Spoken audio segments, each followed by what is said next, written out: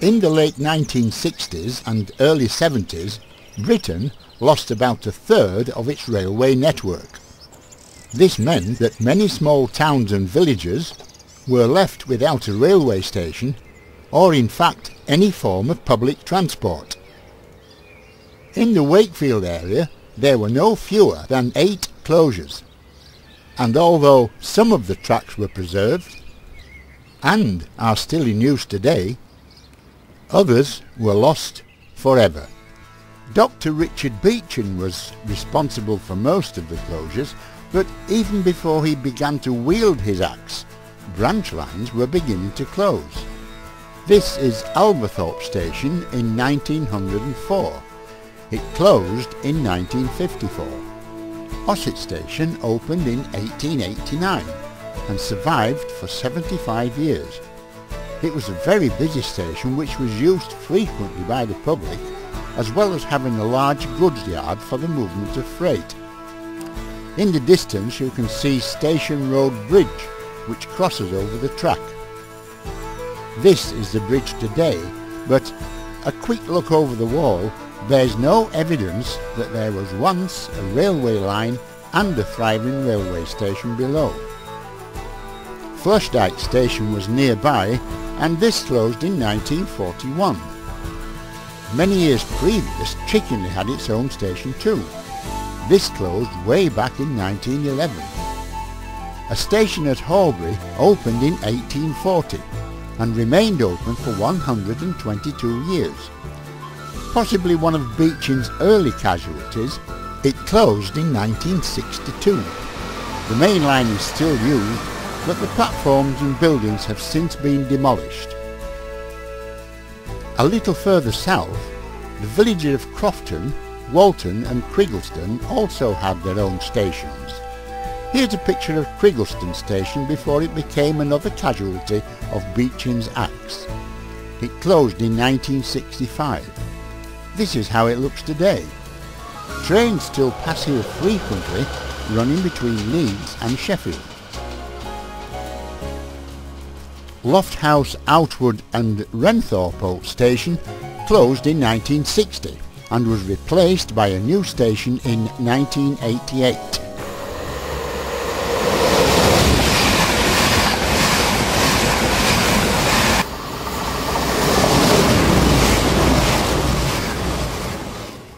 The mainline expresses don't stop here, but regional trains provide services to Doncaster, Sheffield, Leeds and Wakefield.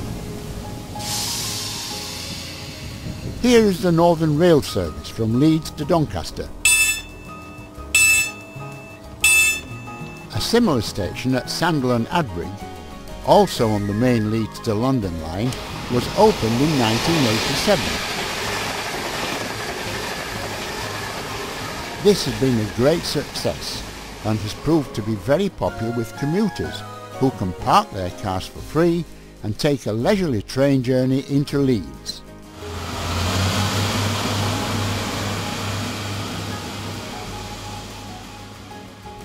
Just beyond the boundaries of Wakefield stands the remains of an old station at Clayton West. Here's an old photo of one of the last trains to use the station, just 3 days before its closure. And here is the station several years later, derelict and deserted.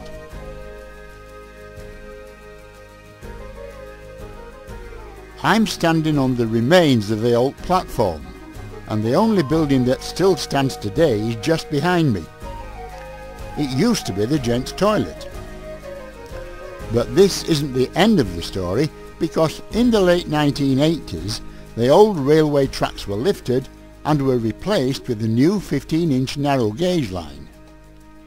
A new station and platform were built, and today this is the home of the Kirklees Light Railway. There are 4 locos that operate on this track. Let me introduce you. This is Hawk. She's not in service at the moment, but the other 3 are in steam and preparing for a hard day's work. The red one is Fox. Today she will be available for engine driver training experience. The biggest of the 4 is called Owl. She is about to connect with her coaches, ready for a departure at 11:40. The last of the four locos, but by no means the least, is the green one. She is called Badger. Here she is on the turntable, ready to make her first trip of the day.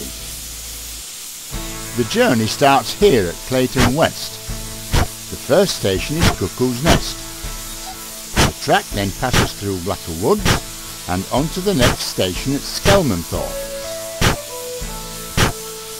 After passing through the Shelley Woodhouse Tunnel, the next stop is the terminus at Shelley. The 3.5-mile journey takes about 25 minutes. On special occasions, Hawk puts on her makeup and dresses up as Thomas.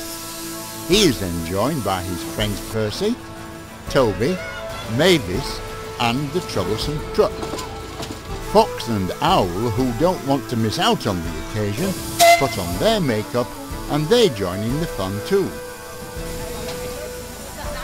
Today there is a very special celebration because it's Thomas's 65th birthday. The big party is supervised by no other than Sir Charles Topham Hatt, the Fat Controller, and he is about to present Thomas with a birthday cake. It's Thomas's favourite recipe, made from wood and coal. There we go. Gonna watch it go in the tummy. There. Got in Thomas's tummy. Yay! And now for a well-earned drink.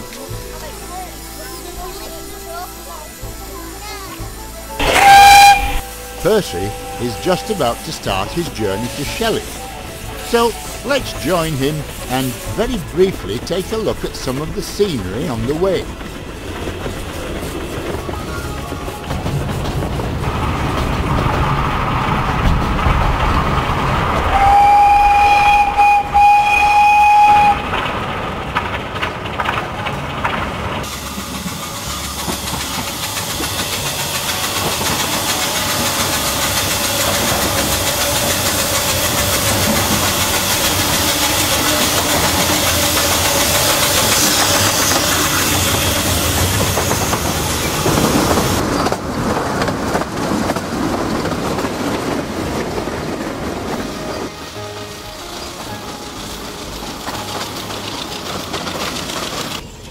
He arrives at Shelley on time, as always, and feeling quite thirsty.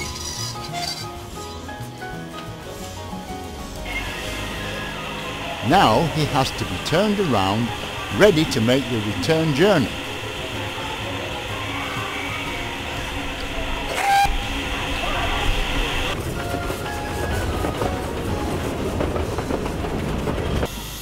But first he has to stop for water and take a short rest before making his journey back home.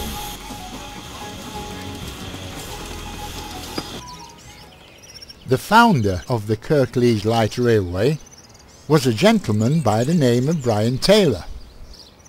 He also built the 4 steam locos that you saw here earlier today.